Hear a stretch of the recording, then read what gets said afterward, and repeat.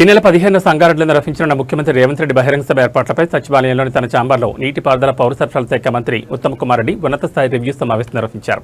ఈ సమావేశంలో TPCC working president Jaggareddy, Sangareddy జిల్లా collector Prateek Jain, Narayankhed MLA Sanjeev Reddy, SETWIN chairman Giridhar రెడ్డితో పాటు పలువురు ఉన్నతాధికారులు పాల్గొన్నారు. కాగా మంత్రి దామోదర్ రాజనరసింహ వైరల్ ఫీవర్తో బాధపడుతుండడం వల్ల ఈ సమావేశానికి హాజరు కాలేకపోయారు. ఈ సందర్భంగా సభకు భారీ జన సమీకరణ, వేదిక ఏర్పాట్లపై సుదీర్ఘంగా చర్చించారు.